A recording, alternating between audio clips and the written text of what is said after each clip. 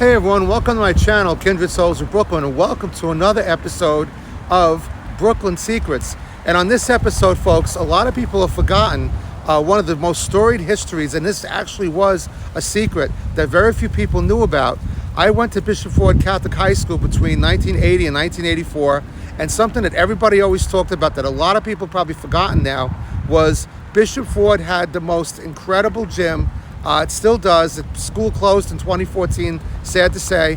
But what a lot of people don't know is that in 1970, right before the NBA Finals between the Lakers and the New York Knickerbockers, the Knicks, Bishop Ford's gym was actually used by the LA Lakers right before Game 7, May 8th, 1970. Stay tuned to the video. Hope you enjoy it. I'll give you more details and a picture of the Lakers. So anyone who knows any history about Bishop Ford knows that Mr. Nash, who was the athletic director, was kind of put in with the building. I mean, Mr. Nash, a great guy. So much history with Mr. Nash. But the story goes that in 1970, just before Game 7 of the NBA championship between the Celtics and the Knicks, Mr. Nash got a phone call from a friend of his who actually worked at Madison Square Garden.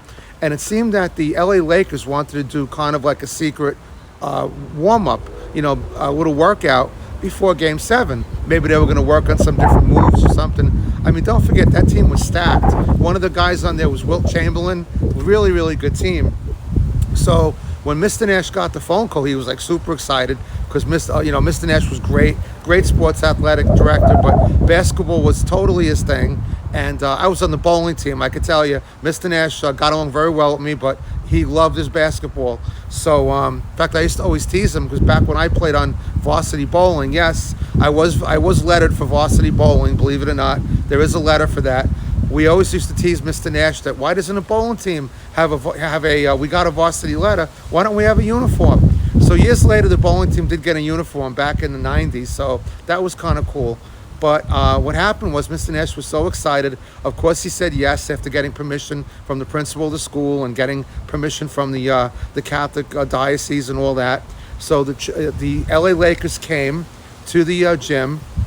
In fact, Mr. Nash actually picked up Wilt Chamberlain and he brought him to Brooklyn. And Wilt Chamberlain wasn't that thrilled about coming to Brooklyn. Of course, I guess it was he didn't feel like taking that ride or whatever, but there weren't a lot of suitable gyms around. It was a last-minute thing. And, if it's still there, I'm not going to bore you with showing you a picture of the gym, or maybe I'll just throw one up here, but the gym is actually magnificent. The hardwood, incredible. So long story short, they had their workout, and Mr. Nash being so excited, there's a famous sandwich shop in Brooklyn that all you guys probably know about. I've done a video on it. It's called DeFonte's. They make the absolute best Italian sandwiches. My favorite is the eggs, potatoes, and the mozzarella. So after the workout, Mr. Nash had all these DeFonte's sandwiches there. Now, of course, you got to remember the workout was kind of early. They tried to keep it secret. Long story short, there was about 600 students from Bishop Ford who did get a chance to walk through. They were kind of all gathered out there. Somehow the secret got out to them anyway.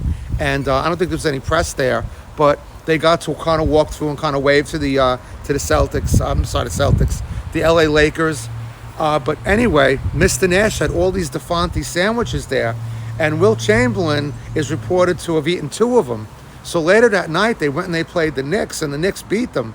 So, of course, the Knicks had a great team that year, and so did keep saying the Celtics, so did the LA Lakers. But I'm kind of thinking, if you've ever had a DeFonte's sandwich, I mean, those things kind of weigh you down. So who knows? Maybe those 2 sandwiches slowed Wilt Chamberlain down. You never know. Of course, Wilt Chamberlain being Wilt Chamberlain, if you know his history, maybe other things were slowing him down that night. Who the heck knows? Big shout out, great player. But that's a video for another day. But I just thought it was a cool video that not a lot of people knew about. The fact that I went to Bishop Ford, the fact that Bishop Ford is really, the building is still there, but Public School 280 is kind of operating out of there now. It doesn't operate as a Catholic school anymore. But I went there. It was a wonderful school. I can tell you, we won the city championship in bowling back in 1982. So we brought home some gold for Bishop Ford. And I still have a bowling shirt that someone gave me years later because I never officially got one, because we didn't have them back then. So big shout out to Bishop Ford. A lot of happy memories. Took driver's ed there. so many wonderful memories. In fact, there's a lady who lives down here now named Ro, and she went to Bishop Ford as well. I get to see her when I'm at work sometimes. So big shout out to her and her husband, and wonderful people, alma mater of Bishop Ford. So I hope you enjoyed that story. It's always something different. I love the Brooklyn secrets, and not a lot of people know about this one, and the fact that this one hit so close to home in my own high school. I'm surprised it took me so long to do a video on this one, but anyway, there you go. There's some history, some Brooklyn history you probably didn't know. Throws in DeFontes, throws in the Knicks, throws in a lot of things tied to New York.